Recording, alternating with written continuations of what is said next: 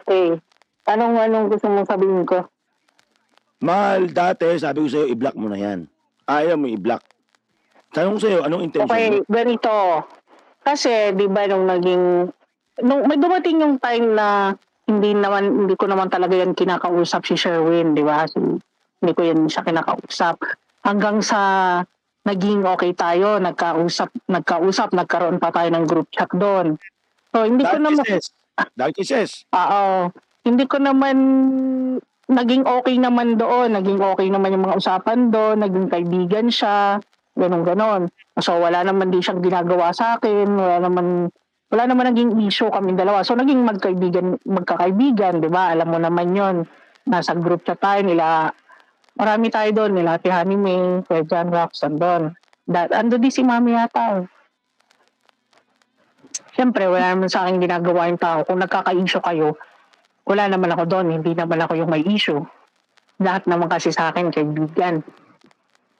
Ngayon, hanggang sa hindi na kayo nagka-okay, kaibigan pa rin ako kasi hindi naman ako, pero matagal mo na ako sinasabihan na i-block na wag nang kausapin, ganyan.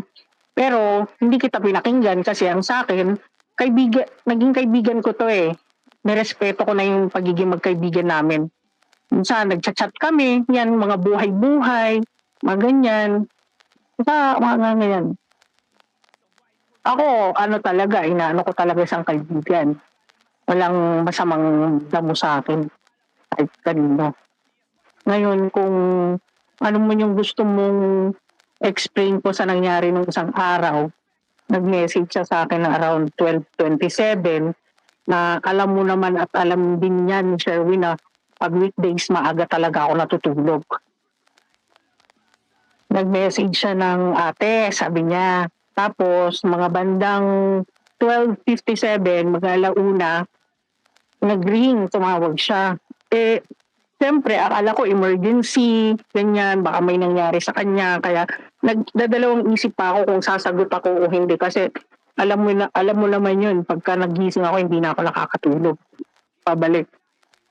So, iniisip ko lang, baka emergency, ganyan. Sinagot ko.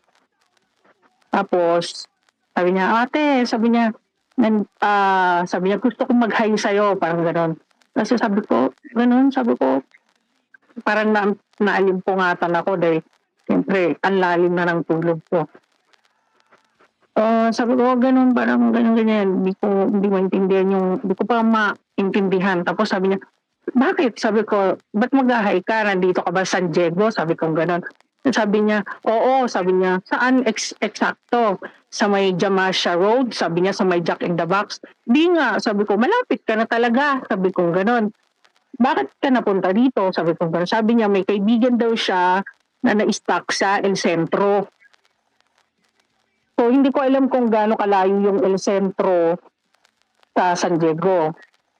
Gaano kalayo ba yun? Be? Sige, tuloy mo lang. Sila na mag-google mamaya. Ganun sa El Centro daw. So, sabi ko, sira talaga, ganyan. Tapos sabi niya, hindi nga, gusto ko lang mag-gay sa'yo. Sabi ko, gusto mo ba, harapin ka namin ni Joseph. Wag na, sabi niya, ikaw na lang, sa'yo lang ako mag-ahay. Kasi sabi niya, lagi ka naman daw galit sa kanya. Tapos, ayun na, sabi ko, sige, sandali lang. Sabi ko, kasi nasa baba pa si Joseph eh. Sabi ko, nasa baba siya.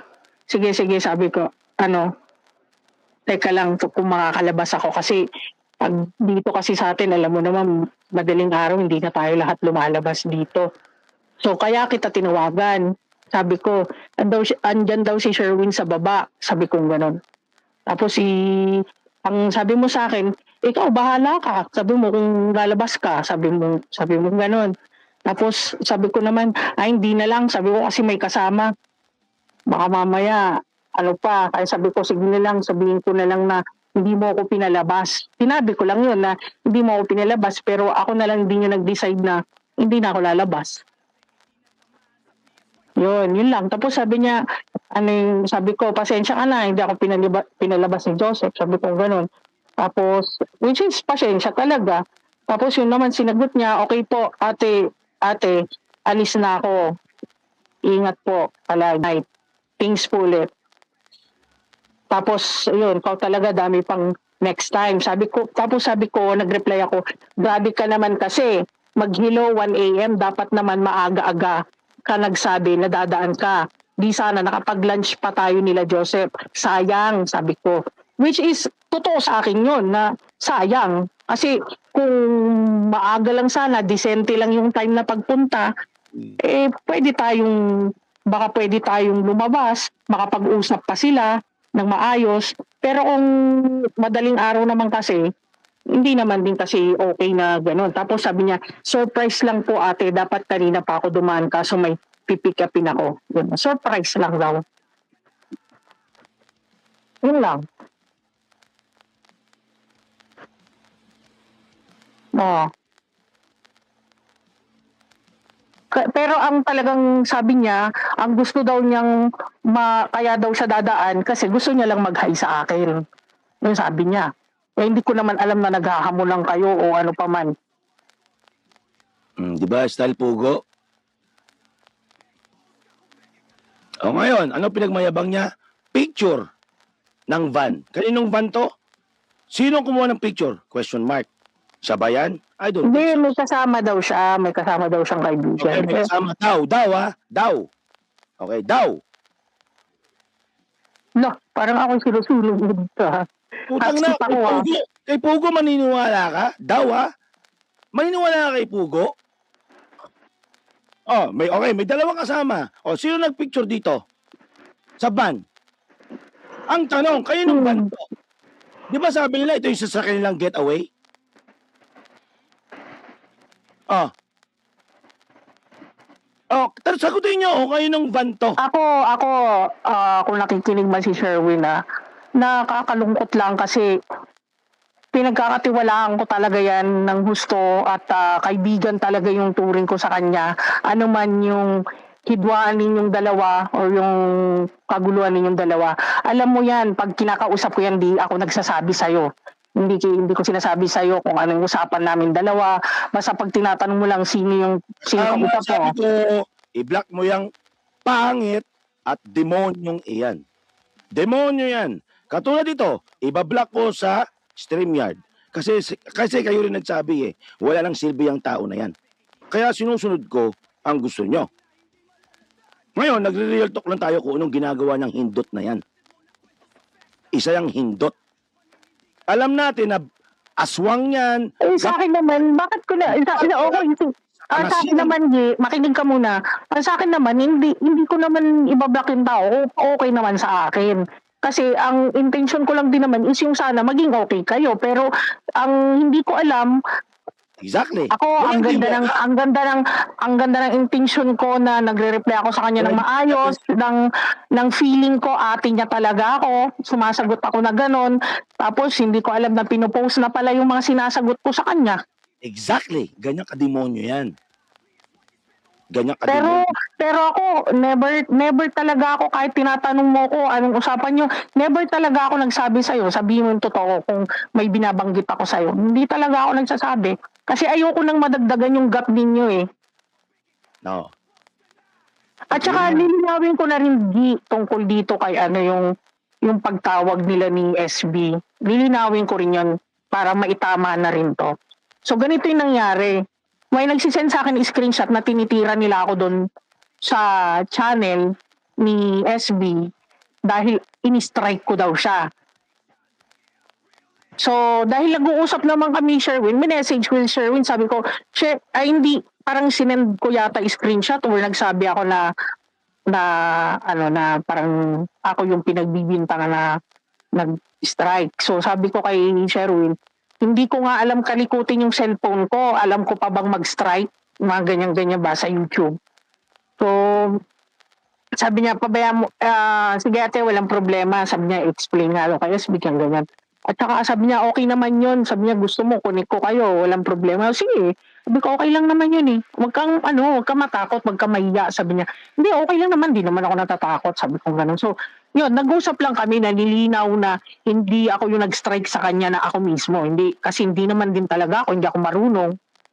Ayun lang, yun lang naman yung naging usapan. Sana, walang iba yung hindi yung dahil yung ano din be, minsan yung ano mo yung pagsasalita mo minsan, ano, yung sinasabi ko sa'yo, kung ano yung sinasabi ko lang sa eksakto, yun lang din yung sabihin mo. Naintindihan ko yon. Pero simulat sa pool, sinabi ko sa iyo, huwag ka mag-communicate dyan. Ginawa mo. Tingnan mo, ginagamit ka. Kung nakinig ka sa akin, kasi hindi mo to laban, mahal eh. Hindi mo to laban. Kung ako mahal mo, huwag ka mag-communicate dyan. Wow! Hindi Oh my yan. God. Kasi, Ginting mo na nga ako eh. alam mo, hindi naman kasi, hindi ko talaga gusto eh. Nagawa mo yan eh. Tingnan mo, ginagamit tayo. Tingnan mo, ibang kwento. O sige, mahal. Babay na, mahal. Okay na, okay na. Ayun na, akala ko naman kasi ako kasi, ano lang naman ako, tumuring lang naman ako wala akong ibang intensyon, tumuring akong kaibigan.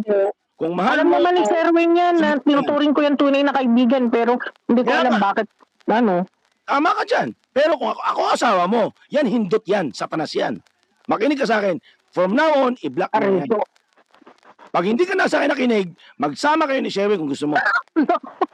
So, ouch. Total, wala naman sa asawa, di ba? Iniwan niya asawa niya eh. Ako pinaglalaba kita. Siya iniwan niya asawa niya. Ikaw marunong makisama. Yung asawa niya, sawang-sawa na sa kanya. Makikinig ka sa tao na yan. From this time, walang boses, yang hindot na yan. Walang streamyard yang gago na yan. Dahil tayo ay ginamit ng tarantadong satanas na pugo for life na yan, na Sherwin Ilas na yan. Wala kang room dito. Ano pa bang gusto mo? Naka-report ka na nga. Kaya nga, mahal, okay na. Nakuha na natin lahat. Sige na, baka pwede na matulog oh. Puyat na naman ako.